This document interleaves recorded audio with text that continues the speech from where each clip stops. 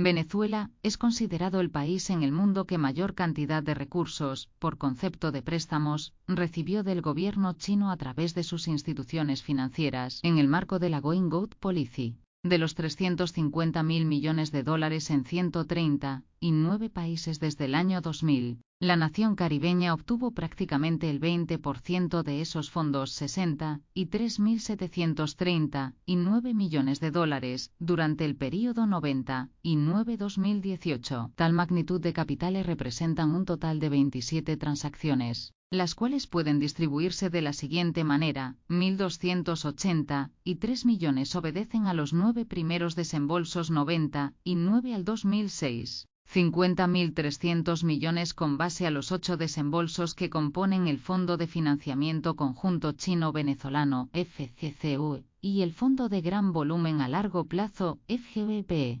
6.965 millones otorgados por el Banco de Desarrollo de China, BC, en 4 depósitos y dirigidos a la producción petrolera 2012 al 18. Y 5.191 millones en 6 transacciones destinadas a necesidades de la estatal petrolera PDVSA, otros proyectos de energía y minería. Además, Venezuela obtuvo el mayor número de préstamos en América Latina y el Caribe, con un total de 17 desembolsos entre noviembre del 2007 y noviembre del 2016. Lo que representa el 45% del total asignado para la región en el período 2007 al 2019, seguido de Brasil, 11 préstamos, 29.000 millones, Ecuador, 15 préstamos, 18.000 millones y Argentina 12 préstamos, 17.000 millones. Con respecto al Fondo de Financiamiento Conjunto Chino-Venezolano, FCCO, y el Fondo de Gran Volumen a Largo Plazo, FGVP, se recibieron 8 desembolsos, los cuales representaron 50.300 millones de dólares entre el 2007 y el 15. El primer préstamo por 4.000 millones de dólares se concretó mediante instrumento legal suscrito en Pekín en noviembre del 2007 con motivo de la 6ª reunión de la Comisión Mixta de Alto Nivel,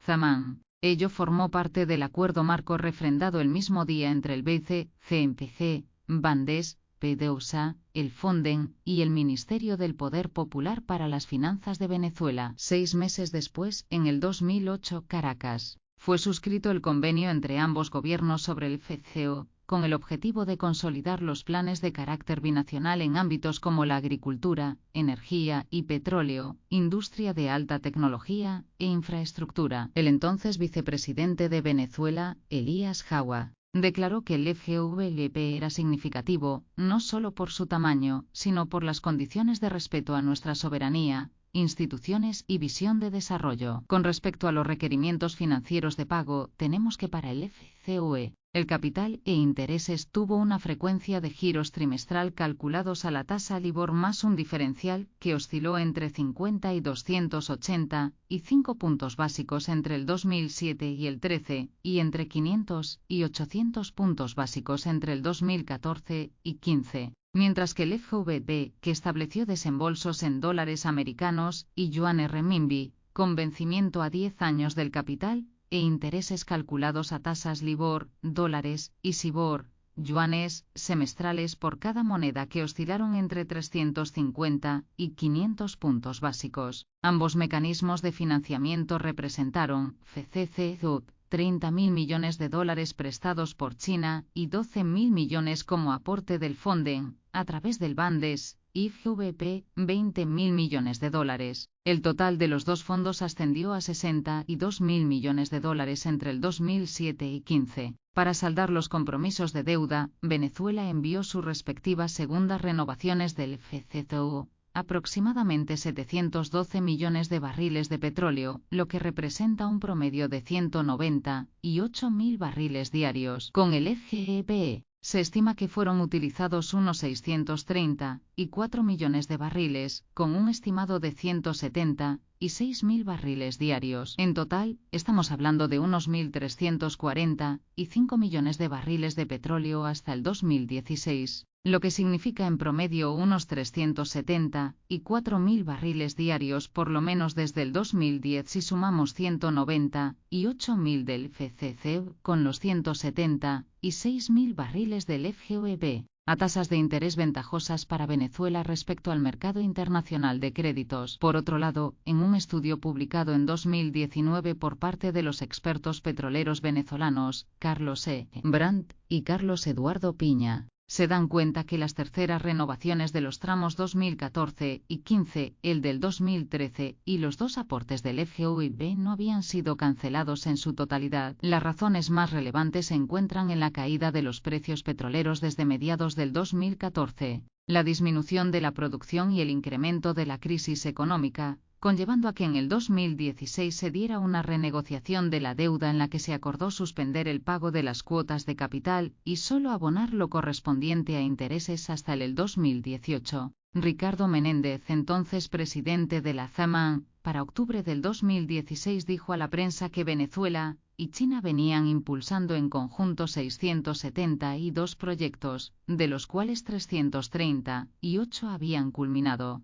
200 se encontraban en ejecución y otros 130 y uno reciente se acaban de sumar. Pocos meses después, en febrero de 2017, se informó que a través de la ZAMAN, los dos países habían desarrollado hasta el momento unos 790 proyectos de cooperación en distintas áreas estratégicas. Sobre la deuda, las proyecciones para el 2017 y 18 apuntaban a que Venezuela debía unos 20.000 millones de dólares a China, mientras que otras proyecciones establecen que la cifra real era de 23.000 millones. Más recientemente, para mayo del 23, el director del Centro de Investigación Chino-Latinoamericano, Fundación Andrés Bello, Parsifal de Sola, declaró a Bloomberg que el compromiso pendiente de Venezuela con China rondaba entre los 11.000 y 12.000 millones de dólares, significando ello que el país sudamericano habría cancelado casi el 80% del total de lo adeudado a su par asiático. La inversión extranjera directa,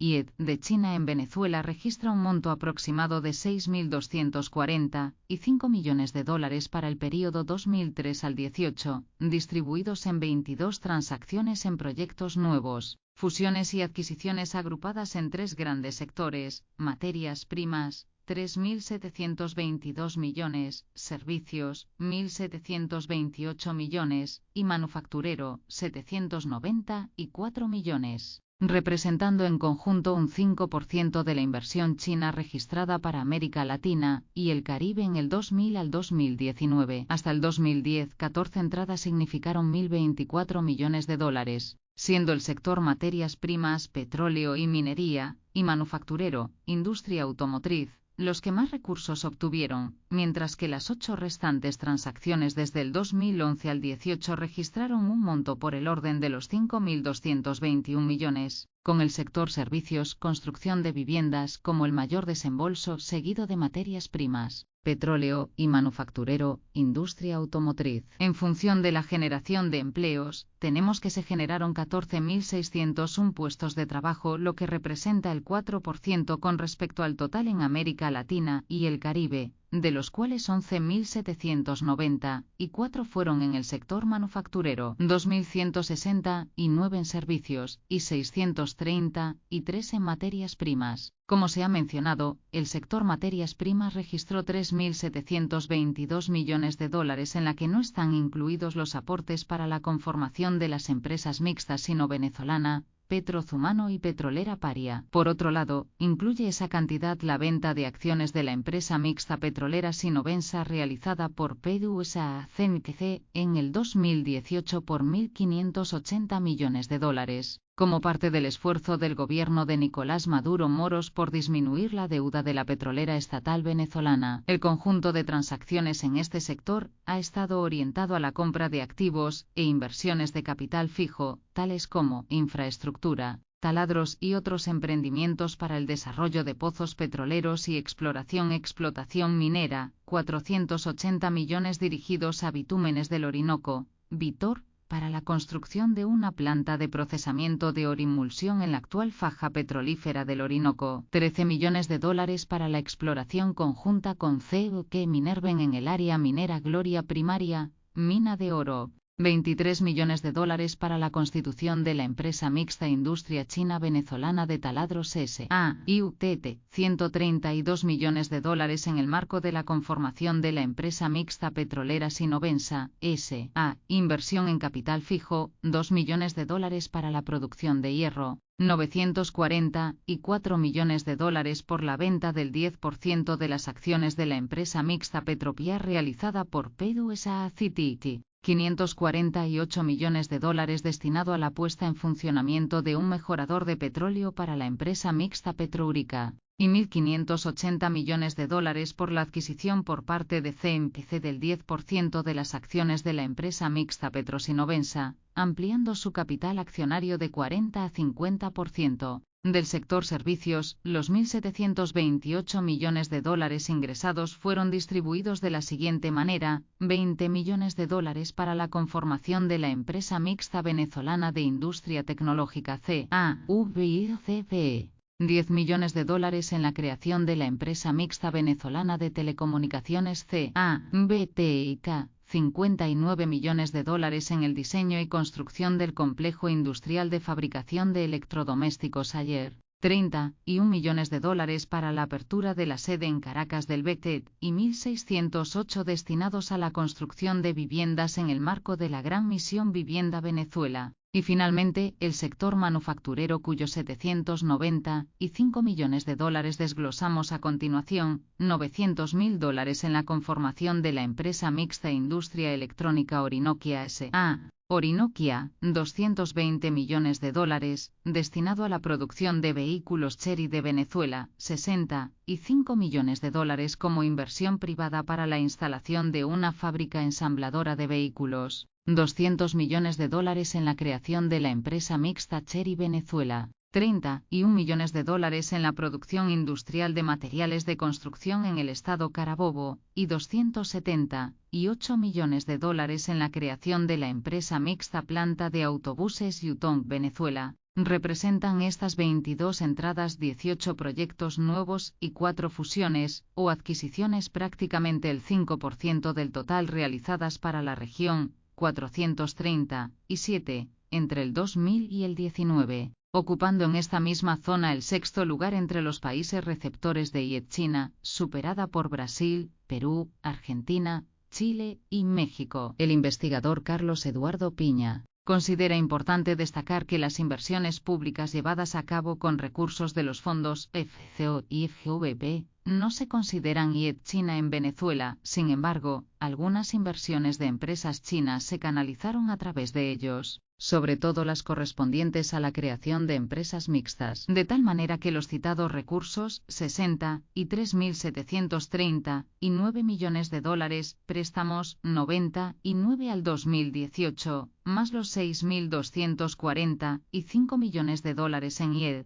fueron la fuente de financiamiento para los 790 proyectos que voces oficiales han mencionado formaron parte de la cooperación Venezuela-China, y de los cuales 495 habían sido completados, 205 en ejecución y 90 en fase de inicio. Otras de las características halladas en la IED China en Venezuela son: el 70% se dirigió a proyectos Greenfield, y el restante 30% en fusiones y adquisiciones, contrario al patrón latinoamericano. El posicionamiento de muchas empresas se terminó de consolidar luego del 2011. Las fusiones y adquisiciones entre 2005 y 2010 representaron empresas mixtas en las que el Estado venezolano se garantizó la mayoría de las acciones. Los inversionistas chinos prefirieron utilizar la IED en áreas como la construcción y producción de alto valor agregado, mientras que los fondos canalizaron las entradas relativas a petróleo y minería, y el intercambio comercial fue prerrogativa exclusiva del Estado venezolano, reduciendo riesgos inherentes a la inversión y facilitó a China el posicionamiento de algunas de sus empresas. Para la investigadora Yan Rangju, el comercio,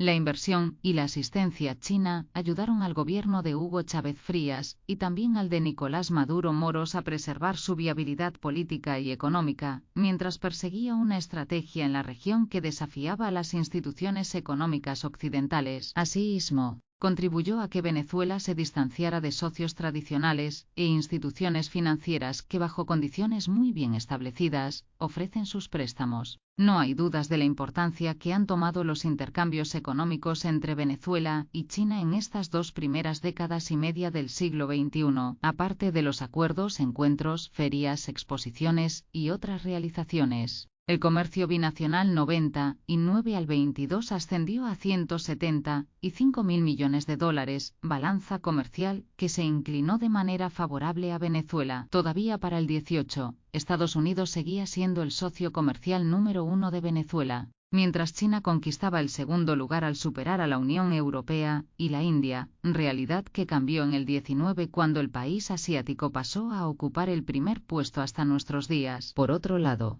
Venezuela se convirtió en el país que mayor número de préstamos recibió por parte de China en América Latina y el Caribe, con un 45% del total asignado para la región entre el 7 y 19. De esos 63.739 millones de dólares entre el 99 y 18 por concepto de préstamos, 57.265 millones pueden considerarse como préstamos por petróleo, una modalidad que Pekín implementó por vez primera en Rusia a partir de febrero del 9 y que fue continuada en Venezuela, Kazajistán, Brasil y Ecuador. Con esos recursos, los sectores que más proyectos ejecutaron fueron construcción, industrias básicas e intermedias, agroalimentario, telecomunicaciones, economía comunal y social y turismo, mientras que por magnitud de los montos asignados serían transporte terrestre, electricidad y agricultura. A inicios del 23, según estimaciones publicadas por Bloomberg, la deuda venezolana con China ha sido estimada entre 11 y 12.000 millones de dólares, lo que significa que el país sudamericano ha cancelado casi el 80% de sus compromisos con China.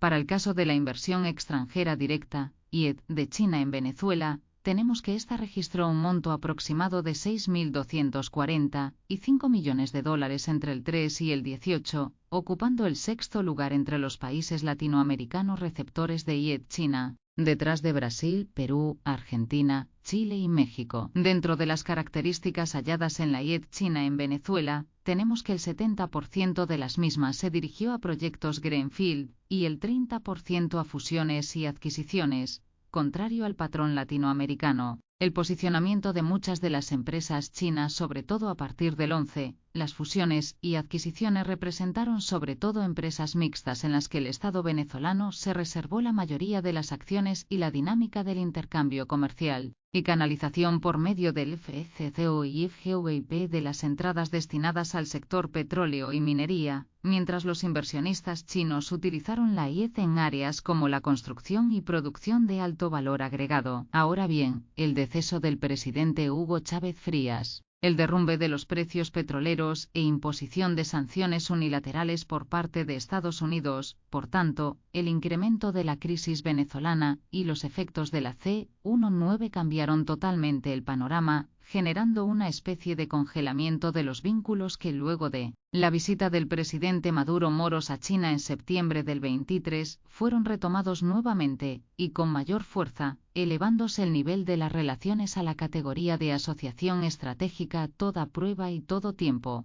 Es fundamental reconocer la voluntad de acción política otorgada a la relación en lo que va del siglo XXI. En líneas generales, ha sido un proceso de mucha amplitud y complejidad, de resultados positivos, pero también de marcadas deficiencias. Si China ganó una posición geoestratégica en América Latina, garantizó una fuente de petróleo, posicionamiento de sus empresas y más recientemente minerales estratégicos. También es cierto que una parte de la sociedad venezolana e instituciones nacionales se beneficiaron de bienes y productos subsidiados, bien sea de los que fueron importados, o aquello resultado de las empresas mixtas y otros acuerdos, viviendas, electrodomésticos Haier, computadores y otros dispositivos electrónicos BIT, teléfonos UBTEIRK, automóviles particulares y taxis Chery, o los distintos servicios, insumos y equipos médicos, maquinarias y sistemas tecnológicos satélites, sistema de respuesta inmediata BEN 911, entre muchos otros, con los cuales empresas chinas atendieron los requerimientos de la industria petrolera, transporte terrestre, agricultura, pesca, industria, minería, electricidad, salud, seguridad, defensa, economía comunal y demás sectores de la vida nacional. También, por medio de los distintos contingentes de venezolanos que fueron y siguen formándose en China en cursos de capacitación especializada y estudios de pre- y postgrado en áreas clave afines a los acuerdos de cooperación. Un redimensionamiento profundo de los vínculos sino-venezolanos haría que las fortalezas se consoliden y que las debilidades puedan ser corregidas de cara a las próximas décadas.